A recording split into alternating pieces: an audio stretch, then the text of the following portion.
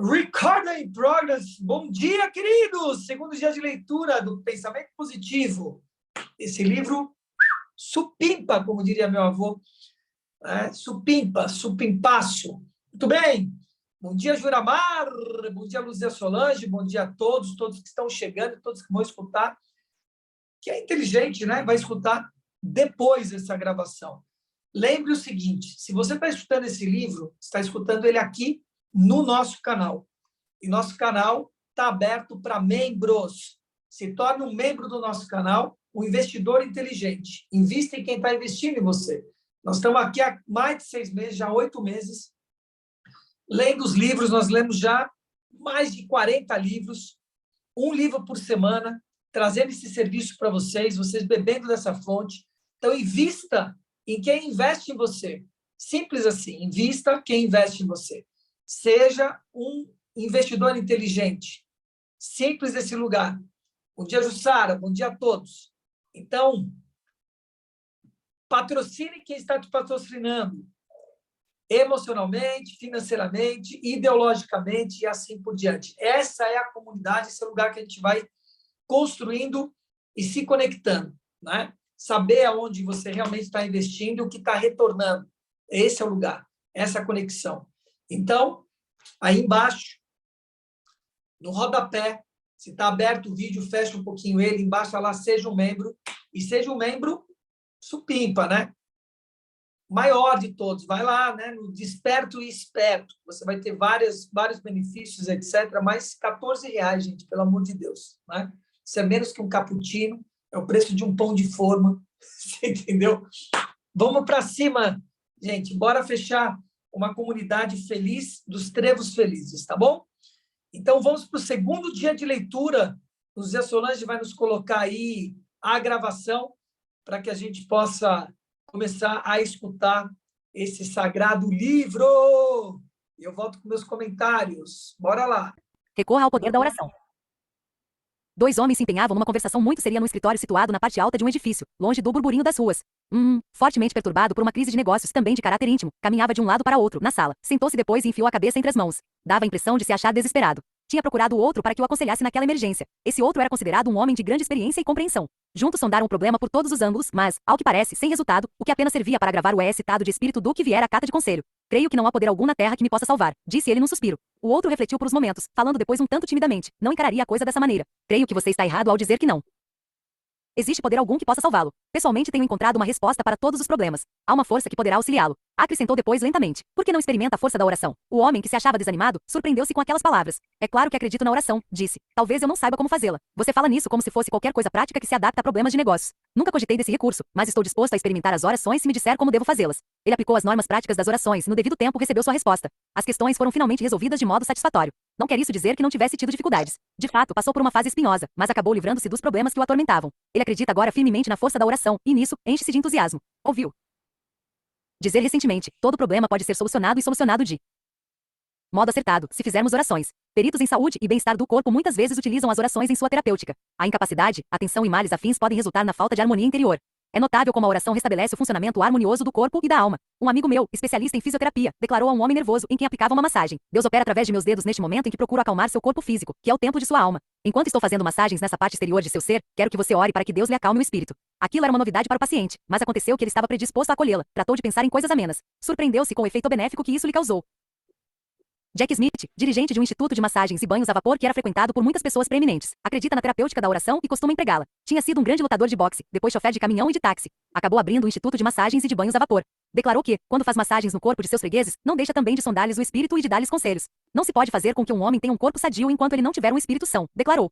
Certo dia, Walter Houston, o outro, sentou-se junto à escrivaninha de Jack Smith. Viu um grande letreiro na parede, em que se lia as seguintes letras escritas a lápis: AUALAFPID_SCOR. Que significam aquelas letras? Perguntou Houston surpreso. Smith sorriu e respondeu: significam o seguinte: as orações afirmativas libertam as forças, por intermédio das quais se conseguem os resultados. Houston tornou-se mais surpreso. Realmente, confessou, nunca me passou pela cabeça que iria ouvir uma coisa semelhante no Instituto de Massagens e de Banhos a Vapor. Costumo usar desses métodos para despertar a curiosidade das pessoas, fazendo assim com que perguntem o que significam aquelas letras, explicou Smith. Acrescentou depois: isso me dá a oportunidade de dizer-lhes que creio no fato de que as orações afirmativas sempre dão resultado.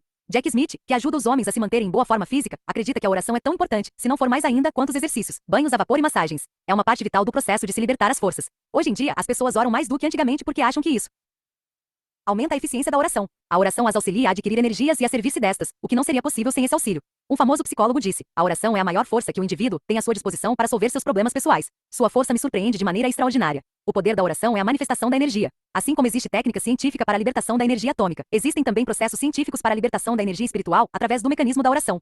São evidentes as extraordinárias demonstrações dessa força criadora. O poder da oração parece capaz até mesmo de normalizar o processo do envelhecimento, evitando ou limitando as enfermidades e o desgaste físico. Você não tem necessidade de perder sua energia básica, ou sua força, ou tornar-se fraco e negligente tão somente por causa dos anos que vão se acumulando. Não há necessidade de permitir que seu espírito se abata ou se torne estagnado ou deprimido. A oração pode dar-lhe novo frescor e nova vida todas as manhãs. Você poderá receber uma orientação para seus problemas se permitir que a oração penetre em seu subconsciente, que é a sede das forças que determinam as atitudes de fazer com que suas reações se mantenham corretas e sadias.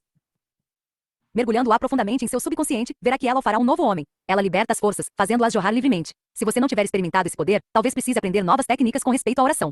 Convém estudá-la sob o ponto de vista da eficiência. Geralmente a ênfase é inteiramente religiosa, se bem que não exista separação alguma entre os dois conceitos. A prática espiritual científica elimina processos estereotipados da mesma maneira que nas ciências gerais. Se você costuma orar de certo modo, mesmo que isso lhe tenha trazido muitas bênçãos, o que sem dúvida traz, talvez possa fazer suas orações de modo ainda mais proveitoso, variando a fórmula e experimentando novas outras. Adquira novos conhecimentos e pratique novas técnicas para conseguir os maiores resultados. É importante que saiba estar tratando com a maior força existente no mundo quando você está fazendo suas orações. Você não gostaria de usar uma lâmpada de querosene antiquada para a iluminação. Deseja naturalmente o que há de mais moderno nesse setor. Constantemente estão sendo descobertas por homens e mulheres de grande poder espiritual novas técnicas do domínio das orações. É aconselhável experimentar a força da oração segundo tais métodos, cujos resultados são benéficos. Se isso lhe parece novo e estranhamente científico, cumpre lembrar que o segredo da oração está em descobrir o processo que, de maneira mais eficaz, possa abrir o seu espírito para Deus. Qualquer método por meio do qual você possa fazer com que o poder de Deus flua para o seu espírito, é legítimo e proveitoso. Um exemplo do uso científico da oração é a experiência de dois industriais famosos, cujos nomes seriam conhecidos a muitos leitores, tivesse eu a permissão de revelá-los. Ambos estiveram em conferência sobre um negócio e uma questão de ordem técnica. Poder-se-ia pensar que eles abordariam tal problema numa base puramente técnica. De fato, foi o que fizeram. Mas fizeram também outra coisa mais, recorreram à oração. Como o resultado não foi muito satisfatório, chamaram um pregador da região, um velho amigo deles, porque como explicaram a fórmula da oração da Bíblia diz: onde 2 ou 3 se acharem reunidos em meu nome, ali estarei no meio deles, Mateus 18 horas e 20 minutos. Fizeram também referência a outra fórmula, a qual diz: se 2 de entre vós concordarem na terra, que o que desejam é tudo que eles pedirão, isso lhes será dado por meu Pai que está no céu. Mateus 18 horas e 19 minutos. Tendo sido educados na prática científica, eles creem que, no tratar a oração como fenômeno, devem seguir escrupulosamente as normas delineadas na Bíblia, que eles descreveram como sendo o livro didático da ciência espiritual. O método apropriado de se empregar uma ciência é usar as fórmulas aceitas que se acham expostas no livro dessa mesma ciência. Raciocinaram que, se a Bíblia prevê que 2 ou 3 devem reunir-se, talvez a razão de não terem sido bem-sucedidos fosse devido à falta de uma terceira pessoa. Por conseguinte, os 3 homens oraram, e a fim de evitarem qualquer engano no processo, tomaram em consideração, com relação ao problema, várias outras normas da Bíblia, como as que se acham sugeridas nos seguintes versículos: de acordo com a tua fé, é que receberás, Mateus 9 horas e 29 minutos. Sejam quais forem as coisas que desejares, quando orares, crê que as recebes e tu as terás, Marcos 11 horas e 24 minutos. Após várias reuniões em que fizeram análises minuciosas e orações, os 3 homens afirmaram conjuntamente que tinham recebido a resposta ao problema. O resultado foi inteiramente satisfatório. Os resultados subsequentes indicaram que tinham realmente obtido a orientação de Deus. Esses homens são grandes cientistas o bastante para não precisarem de explicações exatas sobre a atuação dessas leis espirituais, como não precisariam também no caso das leis naturais. Ficam satisfeitos com o fato de que aquelas leis funcionam realmente quando se emprega uma técnica adequada. Embora não saibamos explicá-lo, disseram, o fato é que o problema nos confundira, e experimentamos a oração de conformidade com as fórmulas do Novo Testamento. O método surtiu efeito e obtivemos um belo resultado. Acrescentaram que lhes parecia que a fé e a harmonia são fatores importantes no processo da oração. Um homem abriu um pequeno negócio na cidade de Nova York, uns anos atrás. Esse seu primeiro estabelecimento era, como ele mesmo caracterizou, um buraquinho na parede. Tinha apenas um empregado. Anos depois passou para uma sala maior e em seguida para instalações mais amplas. O negócio foi coroado de êxito. O método de negócio desse homem, conforme ele o descreveu, consiste em encher o buraquinho, na parede, de orações e pensamentos otimistas. Declarou que o trabalho persistente, pensamentos positivos, operações lícitas, bom tratamento aos fregueses e modo apropriado de se fazer orações dão sempre resultado. Esse negociante, que tinha um espírito inventivo e extraordinário, elaborou sua própria fórmula, muito simples, para resolver seus problemas e vencer suas dificuldades por meio da força da oração. É uma fórmula curiosa, mas a tenho praticado e pessoalmente sei que surte efeito. Sugeri a muitas pessoas que também acharam o seu uso de real valor. Recomendo-a a você. Eis a fórmula. L, oração, 2, imaginação e 3, realização. Por oração, meu amigo se referia a um sistema diário de orações criadoras. Quando surgia um problema, ele o analisava com Deus, fazendo suas orações de maneira simples e direta. Além disso, não conversava com Deus concebendo-o como uma sombra imensa e remota. Concebia Deus como estando a seu lado, no escritório, em casa, na rua, no automóvel, sempre perto, como um sócio, como um companheiro muito íntimo. Levava a sério a injunção da Bíblia, ore sem cessar. Lã interpretava-a como significando que devia debater com Deus, de maneira natural e normal, as questões que tinham de ser resolvidas e tratadas. A divindade passou finalmente a dominar-lhe o subconsciente. Orava, todos os dias. E o fazia quando passeava ou andava de carro, ou quando exercia outras atividades cotidianas. Vivia sempre orando. Não se ajoelhava sempre para oferecer suas orações, mas costumava, por exemplo, perguntar a Deus como a um companheiro muito íntimo: que devo fazer sobre isso, Senhor? Ou, lançai uma nova luz S. Ponto, Senhor. Seu espírito estava embebido de orações e ele as aplicava em suas atividades. O segundo ponto de uma fórmula de oração criadora é a imaginação. O fator básico na física é a força. O fator básico na psicologia é o desejo realizável. O homem que pressupõe o êxito tende a alcançá-la. As pessoas que pressupõem o fracasso acabam fracassando. Quando se imaginam fracasso ou êxito, um ou outro tende a tornar-se realidade em termos equivalentes ao que se imaginou. Para assegurar que algo de valor aconteça, faça suas orações e experimente se aquilo que deseja está de acordo com a vontade de Deus. Imagine depois firmemente que o seu desejo vai materializar-se. Continue a submeter à vontade de Deus o desejo que idealizou, isto é, coloque a questão nas mãos de Deus e siga a orientação do Todo-Poderoso. Trabalhe árdua e inteligentemente, contribuindo assim com sua parte para a obtenção do êxito. Pratique a crença e continue a sus.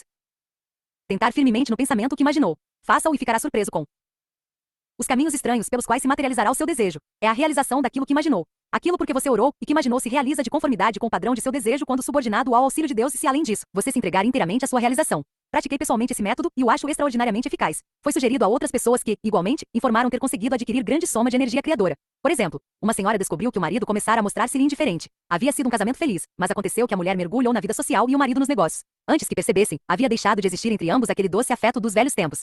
Certo dia, ela descobriu que o esposo estava interessado em outra mulher. Perdeu a calma. Tornou-se histérica. Consultou seu pastor, o qual, muito sutilmente, fez com que a conversação girasse sobre ela mesma. Ela reconheceu que se tinha descuidado do lar e que se tinha tornado egoísta, ferina e irritadiça. Confessou depois que nunca se sentirá igual ao marido. Sente-se profundamente inferior a ele e incapaz de igualar-se a ele social e intelectualmente. Refugiou-se então numa atitude antagonística que se manifestava pela petulância e críticas. O pastor viu que a mulher tinha mais talento, capacidade e encanto do que essa estava revelando. Sugeriu-lhe que criasse uma imagem ou retrato de si mesma como sendo muito capaz e atraente. Muito espirituosamente lhe disse que Deus dirige o Instituto de Beleza, acrescentando depois que as normas da fé poderiam embelezar o rosto de uma pessoa e dar encanto e graciosidade às suas maneiras.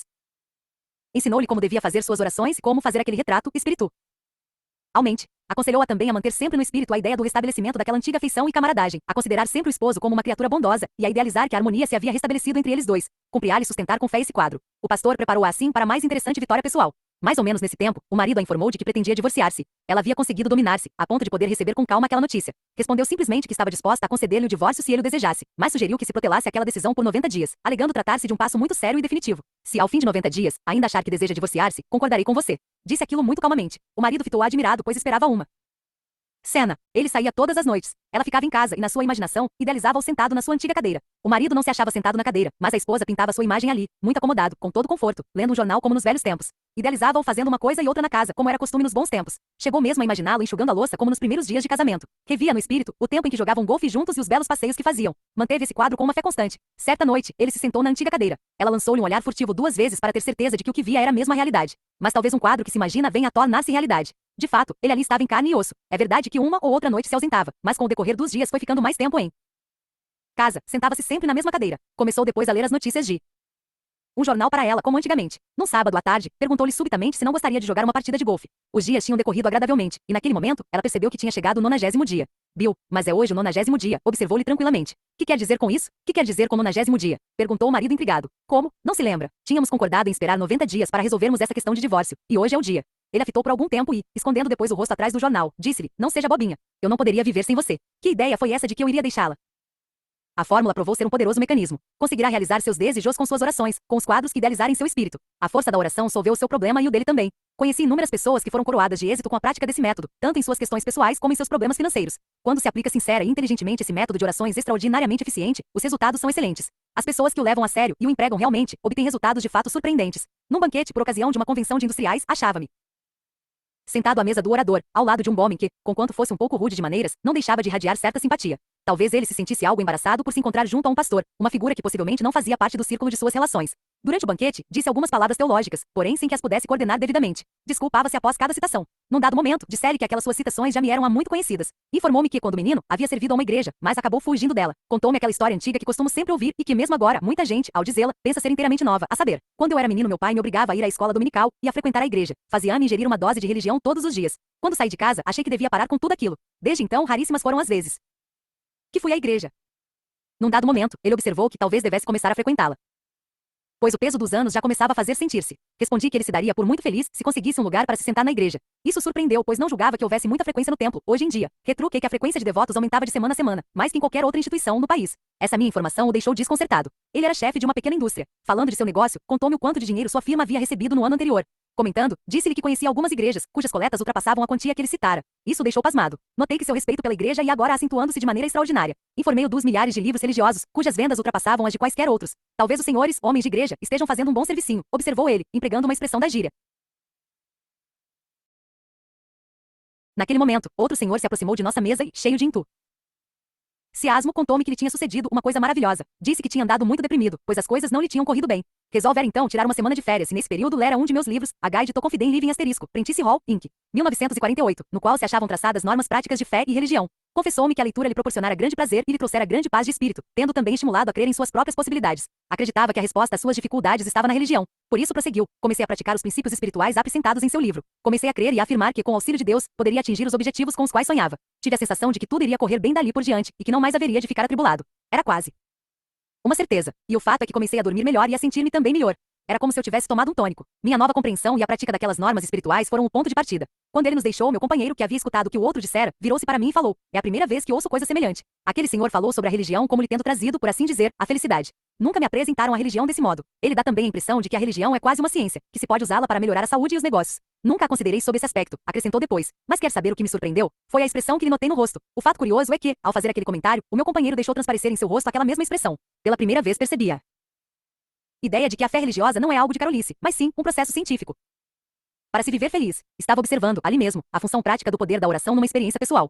Pessoalmente acredito que a oração transmite vibrações de uma pessoa a outra e a Deus. Tudo no universo é uma vibração constante. Há vibrações nas moléculas de uma mesa, no próprio ar. A oração entre seres humanos vibra também. Você, quando faz uma prece para alguém, está empregando uma força inerente ao universo espiritual. Você está transmitindo a esse alguém algo de amor, de auxílio, de apoio, uma forte e real compreensão. E nesse processo, desperta vibrações no universo, através das quais Deus faz com que se realizem os bons desejos. Experimente esse princípio e conhecerá os seus extraordinários resultados. Por exemplo, tenho o hábito de orar pelas pessoas que vejo à minha passagem. Aliás, é uma coisa que faço sempre. Lembro-me de uma viagem que fiz de trem pela parte oeste da Virgínia, quando me ocorreu um pensamento curioso. Vi um homem na plataforma de uma estação. O trem pusera-se em movimento e aquela figura fora ficando para trás. Ocorreu-me que era aquela primeira vez que a via e também a última. Sua vida e a minha como que se tocaram levemente apenas por uma fração de segundo. Aquele homem seguiria o seu caminho e eu o meu. Fiz então uma prece por ele e pedi a Deus que sua vida fosse sempre coberta de bênçãos. Comecei depois a orar pelas outras pessoas que eu via desfilar a passagem do trem. Orei por um homem que arava um campo e pedi ao Todo-Poderoso que o auxiliasse e lhe desse uma boa colheita. Vi uma mãe dependurando roupas no varal e todas aquelas peças como que me contavam ter ela uma família numerosa. Vislumbrei o rosto e a maneira com que prendia no varal as roupas das crianças. Devia ser uma mulher feliz. Orei para que tivesse uma vida cheia de felicidade e que o esposo lhe fosse sempre fiel e para que ela fosse também para com ele. Orei para que mantivesse sempre a família dentro do espírito da religião e para que os filhos crescessem fortes e se tornassem cidadãos honrados. Numa estação vi um homem encostado a uma parede dormindo. Orei para que ele, ao despertar, fosse aquinhoado de felicidades. Noutra parada do trem, avistei uma encantadora criança com uma perna das calças maior que a outra, a camisa aberta ao pescoço, usando um suéter muito grande. Os cabelos estavam em desalinho e o rosto sujo. Ela chupava um picolé. Dediquei-lhe também uma oração. Ao pôr-se o trem em movimento, ela me olhou e deu-me um lindo sorriso. Sabia que minha oração a atingira espiritualmente. Disse-lhe a Deus com as mãos e ela respondeu acenando alegremente para mim. Até aquele ponto, o dia havia estado encoberto. Subitamente o sol surgiu e o rosto da criança como que deixou transparecer a doce alegria de seu coração. Sentia-me feliz intimamente. Essa felicidade, sem dúvida, era devido à força divina que se movia num círculo. Através de mim, essa força se esparzia pela criança e voltava para Deus. Pairava sobre nós a magia extraordinária do poder da oração. Uma das funções importantes da oração é o estímulo que ela dá às ideias, tornando-as criadoras. Há em nosso espírito todos os recursos de que precisamos para viver felizes. As ideias acham-se presentes em nosso subconsciente, e quando libertadas, podem conduzir-nos ao êxito em qualquer projeto, se devidamente amparadas. Quando o Novo Testamento diz, o reino de Deus está dentro de nós, Lucas 17h21, está nos informando que Deus, nosso Criador, colocou em nosso espírito toda a força e capacidade de que necessitamos para uma vida construtiva. Cumpre-nos arrancá-las de nós mesmos e desenvolvê-las. Vou citar um exemplo. Tenho um amigo que se acha ligado a uma companhia, na qual é chefe de 4 elementos que ocupam cargos administrativos. A intervalos regulares, esses homens costumam realizar o que chamam uma sessão de ideias, cuja finalidade é extrair todas as ideias criadoras que porventura estejam incubadas no espírito de qualquer um dos 4. Usam para essa sessão uma sala, na qual não se vêem telefones, campainhas ou qualquer outro equipamento de escritório. A janela dupla é completamente isolada, de modo que os ruídos da rua ficam em grande parte eliminados. Antes de começar a sessão, o grupo despende 10 minutos em prece silenciosa e em meditação. Concebem Deus como intervindo de maneira criadora em seus espíritos. Cada um, a seu modo, faz uma oração afirmando que Deus está prestes a libertar de si as ideias que são necessárias para suas operações comerciais. Em seguida a esse período tranquilo, começam todos a conversar e a expor as ideias que lhes vieram ao espírito. Escrevem-nas em cartões, os quais ficam de pois sobre a mesa. Não se permite crítica a qualquer das ideias nessa sessão especial, pois uma discussão poderia fazer cessar o fluxo dos pensamentos criadores. Recolhem-se depois os cartões e cada um é considerado numa reunião posterior. É a sessão em que se extraem ideias estimuladas pela força da oração. Quando inauguraram essa prática, uma alta porcentagem de ideias então sugeridas resultou ser de pouco valor, mas, à medida que foram prosseguindo com as sessões, o número de ideias boas foi aumentando. Muitas das melhores sugestões, que demonstraram mais tarde ser de grande valor prático, surgiram de tais reuniões. Como explicou um dos elementos da administração, conseguimos resultados que aparecem em nossa folha de balanço, e além disso, adquirimos nova sensação de confiança. Mais ainda, existe um profundo sentimento de camaradagem entre nós 4, sentimento este que se espalha pelos demais membros da organização. Em que situação fica o negociante antiquado que diz que a religião é coisa teó rica que não se coaduna com negócios? Hoje em dia, qualquer negociante, competente e feliz em seus empreendimentos, quer empregar os últimos métodos de eficiência comprovada para a produção, distribuição e administração. Muitos estão descobrindo que um dos maiores de todos esses métodos é o do poder da oração. Em toda parte, vêm-se pessoas ativas que estão percebendo que, com a adoção da prece, estão se sentindo em melhores condições físicas, trabalham, agem, dormem e passam melhor. Meu amigo Grove Patterson, redator do jornal Braille, de Toledo, é um homem de extraordinário vigor. Ele diz que sua energia advém, em parte, pelo menos, de seu método de orações. Por exemplo, gosta de adormecer quando faz sua prece, pois crê que seu subconsciente descansa mais nessa ocasião. É no subconsciente que a nossa vida se encontra, em grande parte, governada. Se você deixar cair nele uma prece no momento em que está assim de repouso, ela produzirá um extraordinário efeito. Outrora eu ficava aborrecido quando adormecia em meio às minhas orações, mas agora procuro mesmo cultivar esse hábito, comentou o Sr. Patterson sorrindo. Tive conhecimento de muitos métodos de orações, mas um dos mais eficientes é o que Frank Laubaz advoga em seu excelente livro Prayer, The Negotiable Power in the World. Considero um dos livros de oração mais práticos, pois traça novas normas de efeito comprovado.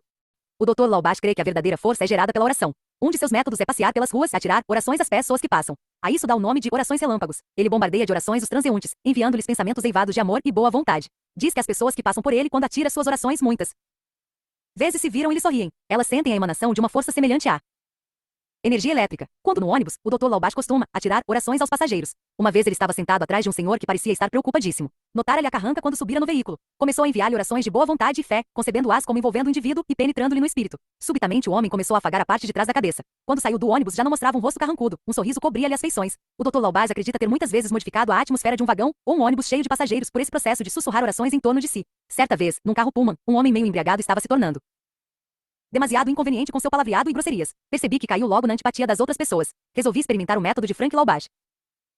Comecei, pois, a orar por ele. Entre mentes, procurava concebê-lo em sua melhor feição, e pelo pensamento, transmitia-lhe palavras de boa vontade. Passado algum tempo, sem que parecesse haver uma razão qualquer, o homem virou-se para minha direção, lançou-me um sorriso, e levantando a mão, fez um gesto de saudação. Mudou de atitude. Não falou mais uma palavra durante todo o trajeto. Tenho toda a razão para acreditar que minhas orações e pensamentos chegaram efetivamente até ele. Antes de fazer minhas prédicas ou alocuções, seja onde for, costumo orar pelas pessoas presentes e enviar-lhes, pelo pensamento, palavras de amor e de boa vontade. Às vezes, escolho para meu alvo uma ou duas pessoas que pareçam estar deprimidas ou se mostrem mesmo antagonistas. A elas dirijo então os meus pensamentos e orações. Recentemente, ao fazer uma alocução na Câmara de Comércio de uma cidade do Sudoeste, por ocasião de um jantar que nela se realiza anualmente, notei na assistência um homem que me olhava com o rosto carrancudo. Podia muito bem ser possível que sua expressão facial nada tivesse a ver comigo, mas o fato é que parecia bastante antagonístico. Antes de dar início à minha alocução, orei por ele e atirei-lhe pelo pensamento uma série de palavras amigas e cheias de fé. Continuei a fazê-lo, mesmo no decorrer de meu discurso. Fim da reunião, estava ainda recebendo cumprimentos das pessoas que me cercavam, quando subitamente vi minha mão fortemente sacudida. E por quem? Por aquele homem, e ele sorria largamente. Francamente, não gostei do senhor quando vim a esta reunião, disse ele. Não gosto de pastores e não via razão para que o convidassem para falar durante o jantar de nossa Câmara de Comércio.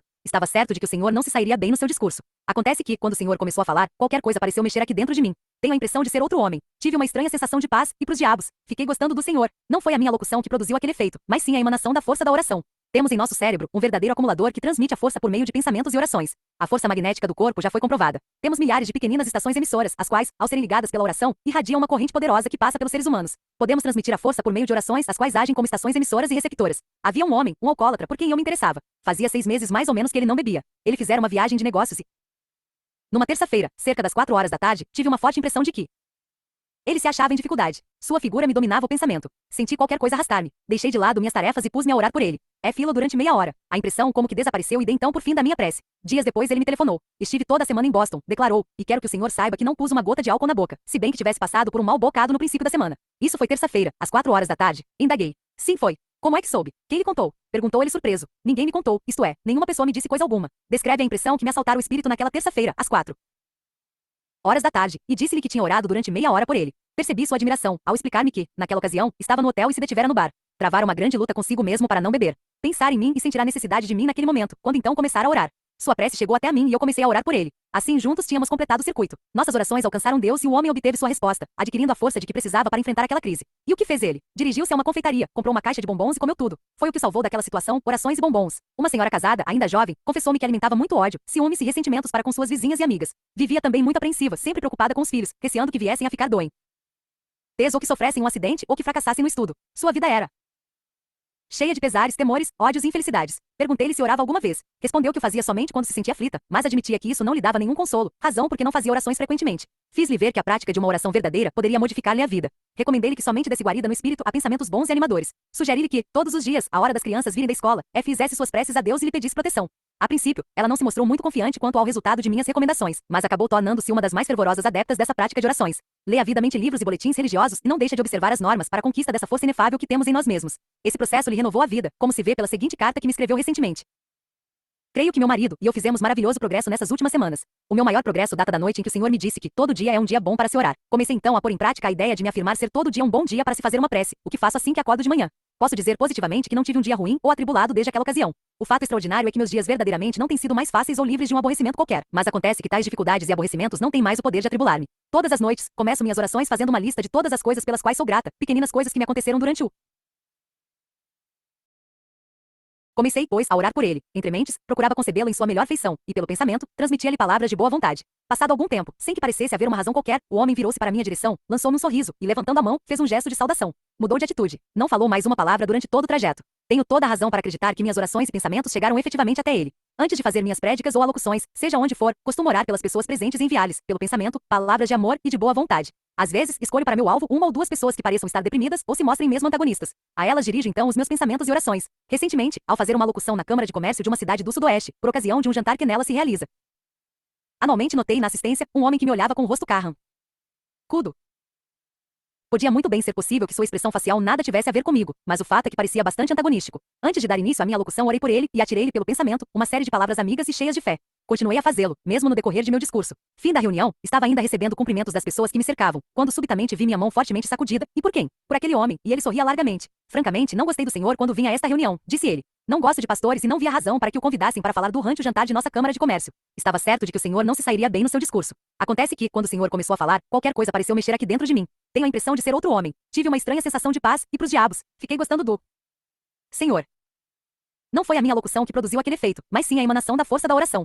Temos em nosso cérebro um verdadeiro acumulador que transmite a força por meio de pensamentos e orações. A força magnética do corpo já foi comprovada. Temos milhares de pequeninas estações emissoras, as quais, ao serem ligadas pela oração, irradiam uma corrente poderosa que passa pelos seres humanos. Podemos transmitir a força por meio de orações, as quais agem como estações emissoras e receptoras. Havia um homem, um alcoólatra, por quem eu me interessava. Fazia 6 meses mais ou menos que ele não bebia. Ele fizera uma viagem de negócios numa terça-feira, cerca das 4 horas da tarde, tive uma forte impressão de que ele se achava em dificuldade. Sua figura me dominava o pensamento. Senti qualquer coisa arrastar-me. Deixei de lado minhas tarefas e pus-me a orar por ele.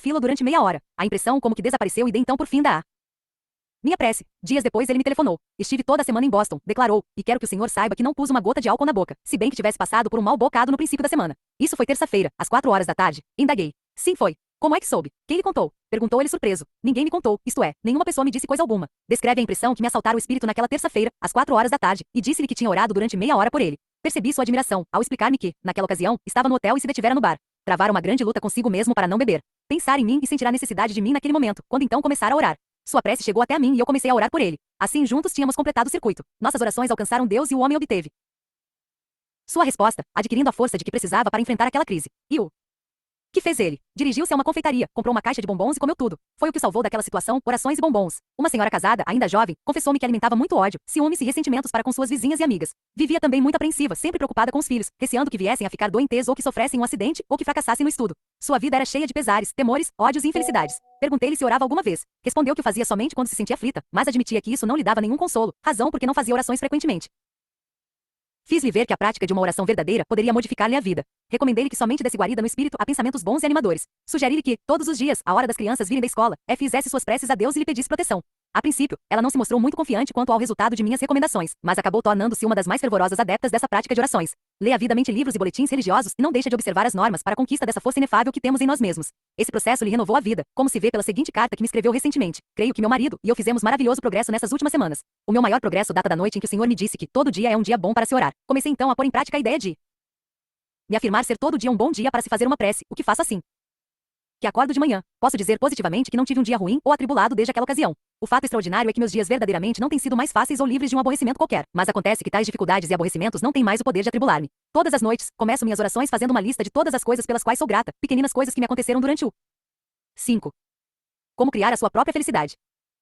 Quem resolve que você seja feliz ou infeliz? Eis a resposta, é você mesmo. Um astro da televisão teve como convidado em seu programa um homem já de idade. Era de fato um velho interessantíssimo. Suas observações eram inteiramente espontâneas. Via-se claramente que não tinham sido ensaiadas. Surgiam muito simplesmente de uma personalidade radiante e feliz. E toda vez que dizia alguma coisa, fazia-o de uma maneira tão simples e tão a propósito, que a assistência rompia em gargalhadas. Foi apreciado por todos. O astro da televisão ficou também impressionado, e como todos os demais, divertiu-se também com suas respostas. Finalmente perguntou ao velho por que se sentia tão feliz. O senhor deve naturalmente ter um segredo maravilhoso para ser assim feliz, sugeriu. Não, não tenho segredo algum, respondeu o velho. É a coisa mais simples deste mundo. Quando me levanto de manhã, tenho que optar entre duas coisas.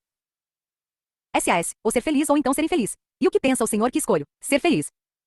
Só isso. Isso poderá parecer exagero. Poderia também parecer que o velho fosse superficial. Mas lembro-me que Abraham Lincoln, a quem não se poderia acusar de superficial, dizia que as pessoas poderiam ser felizes se estivessem resolvidas a sê-lo. Você será infeliz se quiser. É a coisa mais fácil neste mundo. Basta optar pela infelicidade. Comece por dizer a si mesmo que as coisas não vão bem, que nada é satisfatório, e pode estar certo de que será infeliz. Mas se disser a si mesmo que tudo vai correndo bem, que a vida é boa e que você escolheu o caminho da felicidade, verá que realmente a felicidade pairará sobre você. As crianças nesse ponto são mais hábeis que os adultos. O adulto que puder manter até a meia-idade, ou mesmo até a uma idade avançada esse espírito próprio da criança é um gênio, pois preservará o verdadeiro espírito feliz com que Deus dotou os jovens seres. A sutileza de Jesus Cristo é notável, pois diz-nos ele que uma maneira para viver neste mundo é ter o coração e o espírito iguais aos de uma criança. Em outras palavras, não deixe envelhecer o espírito, não o deixe fatigar-se, não se torne super sofisticado. Minha filhinha Elizabeth, com a idade de 9 anos, tem uma resposta para a felicidade. Perguntei-lhe um dia se era feliz. É claro que sou, respondeu. E é sempre feliz? Certamente. Sou sempre feliz. O que a faz feliz? Insisti. Ora, não sei. Sinto-me feliz. Mas deve haver alguma coisa que a faça assim feliz. Que é? Bem, vou dizer o que é. Minhas companheirinhas de brinquedo. Elas me fazem feliz. Gosto delas. Minha escola me faz feliz. Gosto de ir às aulas. Eu não.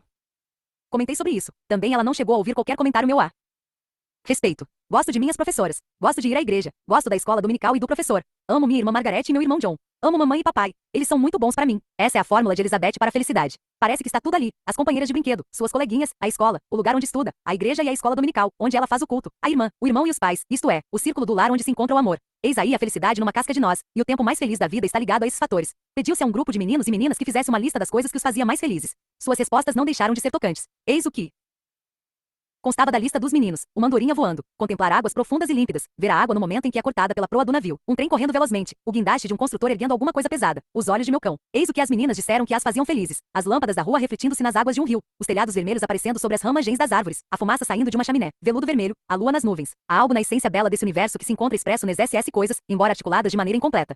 Para se tornar feliz, é preciso ter uma alma limpa, olhos que vejam romance nas coisas simples, um coração de criança e candura. Não são poucos os que constroem a sua própria infelicidade. É claro que nem toda a infelicidade surge por si, pois as condições sociais são responsáveis por alguns de nossos males. Contudo, é um fato que, em grande parte, os nossos pensamentos e atitudes é que destilam os integrantes da vida para nós mesmos. São eles que nos trazem a felicidade ou a infelicidade. Em cada 5 pessoas, 4 não são tão felizes quanto poderiam ser, declarou um eminente professor, o qual acrescentou: a infelicidade é o estado mais comum do espírito. Eu hesitaria em dizer que a felicidade humana esteja num nível assim tão baixo, mas a verdade é que tenho encontrado considerável número de pessoas vivendo uma vida infeliz. Prefiro não fazer uma estimativa nesse ponto, porém, uma vez que o desejo fundamental de toda criatura humana é viver feliz, cumpre fazer-se alguma coisa a respeito. Pode atingir-se a felicidade. Não é complicado o processo para se conseguir esse objetivo. Todo aquele que realmente deseja consegui-lo, se aprender e aplicar a fórmula exata, poderá tornar-se uma pessoa feliz. Certa vez, numa viagem por estrada de ferro, eu estava no carro-restaurante, sentado defronte a um casal que me era completamente estranho, marido e mulher. Esta trajava um vestido caríssimo, a par de um casaco de pele muito fino, e ostentava muitas joias. Contudo, criava para si uma atmosfera sobremodo desagradável. Queixava-se de tudo e em voz alta. Achava que o carro estava escuro, cheio de correntes de ar, que o serviço era abominável e a comida intragável. Reclamava o tempo todo. O marido, pelo contrário, era uma criatura afável, cordial, um homem que, evidentemente, tinha capacidade de aceitar as coisas como elas eram. Afigurou-se-me que ele se sentia um pouco embaraçado com aquelas críticas da mulher e algo desapontado, pois a estava levando para uma viagem de recreio. Para mudar a conversação, perguntou-me qual a profissão que eu exercia. Declarou-me depois que era advogado. Cometeu depois um grande erro, pois acrescentou com uma risadinha: minha mulher está na indústria fabril. Aquilo me surpreendeu, pois ela não parecia ser industrial, tampouco membro de diretoria de uma companhia qualquer. Podia ser tudo menos isso, motivo por que indaguei o que ela fabricava. Infelicidades. Ela fabrica sua própria infelicidade, respondeu ele. A despeito da atmosfera glacial que pairou sobre a mesa em seguida àquela observação inoportuna, fiquei grato pelo que ele disse, pois aquela frase descreve exatamente aquilo que muitas pessoas costumam fazer e elas fabricam a sua própria infelicidade. É lamentável tudo isso, pois a vida cria tantos problemas que diluem nossa felicidade, que seria uma grande tolice se procurássemos ainda destilar infelicidade em nosso espírito. Que tolice forjar infelicidades para serem acrescentadas às outras dificuldades, sobre as quais temos pouco domínio ou talvez nenhum. Em vez de ressaltarmos a maneira pela qual as pessoas criam a sua própria infelicidade, voltemos nossa atenção para a fórmula de se fazer parar esse processo de criar uma vida tormentosa. Basta dizer que elaboramos a nossa infelicidade pelos pensamentos desagradáveis que cultivamos, pelas atitudes que geralmente tomamos, como, por exemplo, há de agasalharmos essa sensação negativa de que tudo vai dar mau resultado, ou há de que outras pessoas vão conseguir coisas que não merecem, e que nós não atingiremos nossos objetivos, embora os mereçamos. Destilaremos ainda a nossa infelicidade, se saturarmos o nosso espírito de ressentimentos, má vontade e ódio. Os temores e os aborrecimentos constituem os ingredientes de que se serve esse processo criador de infelicidade. Dissertaremos sobre eles, algures, neste livro. No momento, apenas desejamos salientar o fato de que, em média, uma grande parte da infelicidade do indivíduo é criada por ele mesmo. Como, pois, poderemos agir para produzir apenas felicidade? Um incidente que se deu numa de minhas viagens por estrada de ferro poderá sugerir uma resposta. Certa manhã, num carro Pullman já muito antiquado, estava eu barbeando-me no compartimento reservado aos homens, juntamente com mais 5 viajantes. Como só ia acontecer num compartimento acanhado, como era aquele, após uma noite passada no trem, aqueles estranhos não se mostravam dispostos a conversas. Só de quando em vez um ou outro resmungava alguma coisa. Decorrido certo tempo, surgiu entre nós um homem todo sorridente. Cumprimentou-nos com um cordial bom dia. Seu cumprimento foi retribuído sem entusiasmo. Começou a barbear-se e a cantarolar ao mesmo tempo. Isso irritou um pouco alguns dos presentes. Finalmente um deles observou muito sarcasticamente: o senhor evidentemente parece estar muito contente esta manhã. Por que todo esse contentamento? De fato, estou contente. Sinto-me alegre, respondeu o outro. Acrescentou: Depois, tenho por hábito manter-me sempre alegre. Foi tudo o que disse, mas estou certo de que todos que se achavam naquele compartimento devem ter deixado o trem com aquelas interessantes palavras geriavadas no espírito. Tenho por hábito manter-me sempre alegre. Essa sentença é realmente muito profunda, pois a nossa felicidade ou infelicidade depende, em grande parte, do hábito de espírito que cultivamos. O livro de Provérbios, com sua coleção de ditados judiciosos, diz-nos que aquele que tem o coração alegre está sempre em festa. Provérbios 15 horas e 15 minutos. Em outras palavras, cultivemos alegria no coração, desenvolvamos o hábito de ser feliz, e a vida tornar-se-á uma festa perene. Quer isso dizer que poderemos gozar sempre a vida. É desse hábito que advém uma vida feliz. Da mesma maneira que podemos cultivar um hábito, também podemos criar a nossa própria felicidade. Ela se desenvolve com a prática de pensamentos bons e alegres. Faça mensal. Mente uma lista deles. Reveja-os depois no espírito, várias vezes ao dia. Não deixe que uma ideia malhe assalte o pensamento. Substitua-a por uma que seja alegre. Todas as manhãs, antes de levantar-se, fique serenamente no leito e mergulhe bons pensamentos no espírito. Imagine uma série de coisas agradáveis que espera ter durante o dia. Saboreie esse prazer. Tais pensamentos auxiliarão a produzir os resultados que você espera. Não afirme que as coisas não irão correr bem nesse dia. A simples menção disso poderá fazer com que elas não corram mesmo bem. Você atrairá para si todos os fatores, grandes e pequenos, que contribuirão para criar condições desagradáveis. Como resultado, haverá de indagar a si mesmo por que tudo lhe corre mal e qual a razão de tudo isso. A razão poderá ser encontrada na maneira pela qual você começou o dia nos seus pensamentos iniciais. Experimente amanhã esse plano. Quando se levantar, diga 3 vezes apenas esta sentença: este é o dia feito pelo Todo-Poderoso. Rejubilemo-nos e sejamos felizes. Diga-a em voz forte e clara, em tom positivo e enfático. É um versículo da Bíblia, é claro, e é um remédio salutar contra a infelicidade. Se você repetir esse único versículo 3 vezes antes do café da manhã e meditar no significado de suas palavras, você modificará o caráter do dia, pois o estará começando com uma psicologia feliz. Quando estiver se vestindo, se barbeando ou tomando café matinal, faça em voz alta algumas observações como estas: creio que vou ter um belíssimo dia. Creio que poderei resolver todos os problemas que venham a surgir hoje. Sinto-me bem física e mentalmente. Como é bom sentir a vida. Sou grato por tudo que tive, por tudo que tenho agora e por tudo que terei. As coisas vão correr bem. Deus está aqui e Ele está comigo e me auxiliará. Agradeço a Deus por todas as boas coisas. Conheci certa vez uma criatura infeliz que vivia dizendo à esposa do café matinal: vou ter hoje mais um dia duro. Na realidade, ele não pensava dessa maneira, mas julgava que, dizendo aquilo, as coisas lhe viessem a correr bem. Mas o fato é que elas lhe corriam mal, o que não era de surpreender, pois quando se imagina e afirma um resultado desagradável, acaba se criando justamente essa espécie de condições. Por conseguinte, afirme sempre o advento de coisas felizes logo no começo do dia. Você ficará surpreendido de ver o quão frequentemente tal afirmativa acaba se materializando. Mas não basta aplicar no espírito essa afirmativa importante que acabo de sugerir. É preciso também que você baseie suas ações e atitudes nos princípios fundamentais de uma vida feliz. Um dos mais simples desses princípios básicos é o do amor humano e da boa vontade. É extraordinário como uma sincera expressão de ternura e compaixão nos conduz à felicidade. Meu amigo, Dr. Samuel Schoemaker, escreveu em certa ocasião uma tocante história acerca de um amigo mútuo, Halston Young, o célebre carregador no 42, na grande estação central de Nova York. Ele ganha a vida carregando malas, mas o seu verdadeiro trabalho é manter o espírito cristão, mesmo como carregador, numa das maiores estações ferroviárias do mundo. Quando carrega a mala de alguém, sempre procura derramar nesse alguém um pouco de sua grande fé cristã. Observa atentamente o cliente para ver se há uma possibilidade qualquer de lhe dar mais coragem e esperança. É muito hábil no processo de que lança mão. Eis um exemplo. Pediram-lhe um dia que levasse uma senhora idosa ao trem que ela devia tomar. Ela estava sentada numa cadeira de rodas. Levou-a para o elevador. Na ocasião em que empurrava a cadeira para o elevador, notou que os olhos da mulher estavam marejados de lágrimas. Halston Young quedou-se a seu lado durante todo o tempo que descia para a plataforma. Cerrou os olhos e pediu-a Deus que lhe desse uma ideia. Ao empurrar a cadeira para fora, disse com um sorriso: Madame, permita-me que lhe diga uma coisa. É muito bonito esse chapéu que a senhora tem. Ela o fitou por um momento e agradeceu. Poderia ainda acrescentar que o vestido também é muito bonito. Dá gosto vê-lo, observou ele. Como mulher, aquilo lhe agradou. A despeito do fato de não se sentir bem, ela se animou com aquelas palavras e perguntou-lhe depois: por que o senhor me diz palavras assim, tão amáveis? É realmente muito gentil de sua parte. Bem, viu quanto a senhora estava triste. Vi-a chorar e perguntei a Deus como poderia auxiliá-la, e Deus respondeu dizendo que lhe falasse sobre o chapéu. A menção que fiz do vestido foi ideia minha. Halston Young e Deus, juntos, sabiam como distrair o espírito de uma mulher. Não está se sentindo bem? Perguntou ele depois. Não, respondeu ela. Tenho sempre umas dores. Não há meio de me livrar delas. Há momentos em que penso não poder mais suportá-las. O senhor, por acaso, sabe o que significa passar assim o tempo todo sofrendo? Halston teve uma resposta para essa pergunta. Sei sim, senhora. Perdi um olho e doeu-me dia e noite. Era como se me cutucassem com um ferro em brasa, declarou. E parece que o senhor agora vive feliz. Como é que consegue isso? Nessa ocasião, ele já tinha acomodado no seu lugar no trem e explicou-lhe o segredo. Apenas orando, minha senhora, apenas orando. A oração, apenas a oração fará com que meus sofrimentos sejam eliminados? Indagou ela docemente.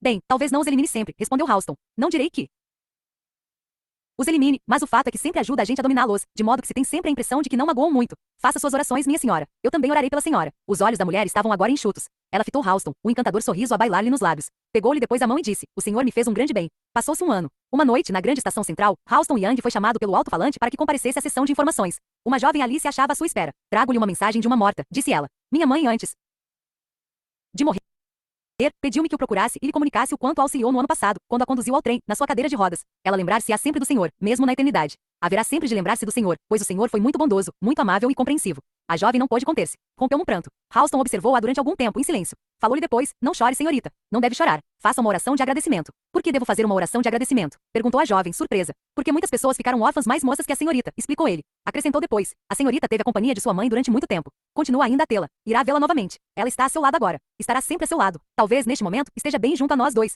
Cessaram os soluços e as lágrimas secaram. A bondade de Halston produziu na filha o mesmo efeito que produzira na mãe, naquela gigantesca estação com Milhares de pessoas passando por eles sentiam a presença de um ser maravilhoso que inspirava aquele extraordinário carregador a espalhar em torno de si o amor. Onde houver amor, Deus aí estará, disse Tolstói. Poderíamos acrescentar: onde Deus e o amor estiverem, estará aí também a felicidade. Assim, o princípio prático para se criar a felicidade é praticar sempre esse sentimento. Um homem verdadeiramente feliz é um amigo meu, H.C. Mater, o qual juntamente com sua esposa, Mary, que também é feliz, costumava viajar por todo o país para atender a seus trabalhos. O senhor Mater usa um cartão de visita muito interessante. No verso do cartão acha-se exposta a filosofia que lhe trouxe a felicidade, e também a esposa e as centenas de outras pessoas que tiveram sorte de sentir a inefável influência que irradia do casal. Lê-se no cartão: eis o caminho para a felicidade. Mantenha o coração livre do ódio e o espírito livre de aborrecimentos. Viva com simplicidade, espere pouco e dê muito. Cerque sua vida com o doce sentimento do amor.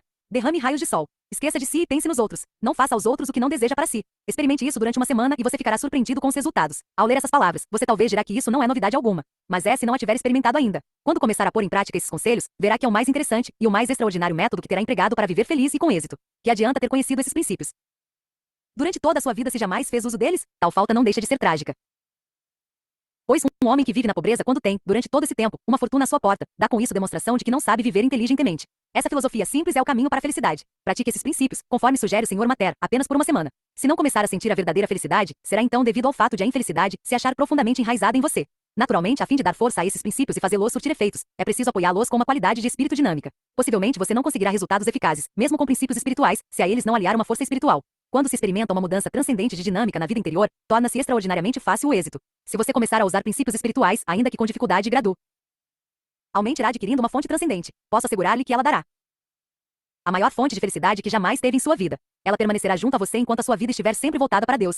Em minhas viagens pelo país tenho encontrado um número cada vez maior de pessoas verdadeiramente felizes. Há indivíduos que têm praticado as normas descritas neste livro e as que apresentei em outros volumes, trabalhos e palestras e também as que Lúcia outros escritores e Solange. oradores têm sugerido. É surpreendente como as pessoas podem ficar inoculadas de felicidade através de uma experiência interior de transformação espiritual. Pessoas de todas as categorias, em toda parte, estão tendo essas experiências hoje em Sim. dia. De fato, isso se tornou um dos mais populares fenômenos de nossos tempos. Se continuar a desenvolver-se e a expandir-se, a pessoa que não tiver tido uma experiência espiritual será logo considerada antiquada, não estará acompanhando a evolução do tempo. Hoje em dia é ele.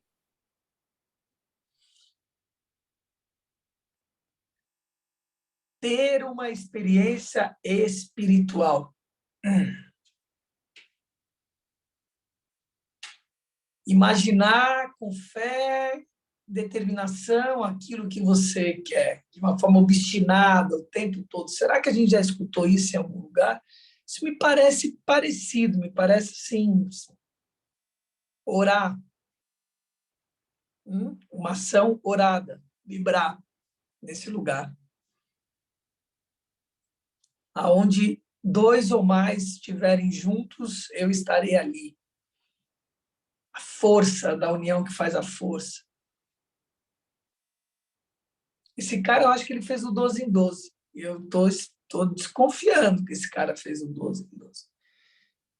Ele é um trevinho feliz, nós é que não sabe. Que doideira, né? Tudo. Ele traz com uma linguagem quase religiosa, né? Quase, ele verte por esse lugar, né?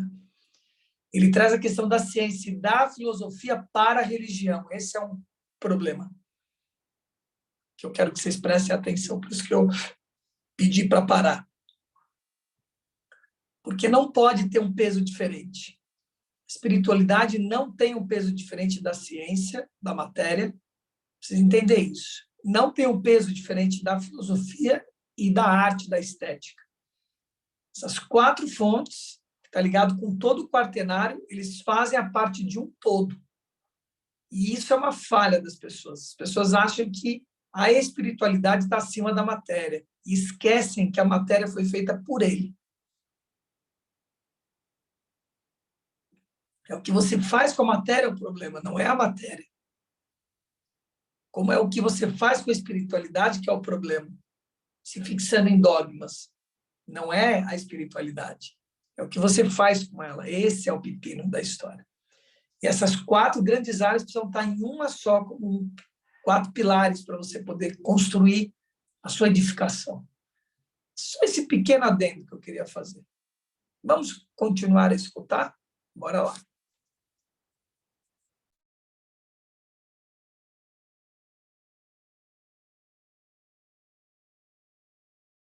Elegante ser espiritualmente ativo. Já não Se pode mais ignorar essa transformação geradora de felicidades que incalculável número de pessoas está usufruindo presentemente. Recentemente, após terminar uma conferência em certa cidade, um senhor alto, espadaúdo e simpático acercou-se de mim. Bateu-me no ombro com tal força que quase caí. Doutor, que tal se saísse com o nosso grupo? Convidou-me com voz trovejante. Vamos ter uma reunião formidável em casa dos Smith. Gostaria que o senhor fosse lá também. Vai ser uma festa e tanto. Deve ir. Bem, evidentemente a reunião não parecia muito apropriada para um pastor.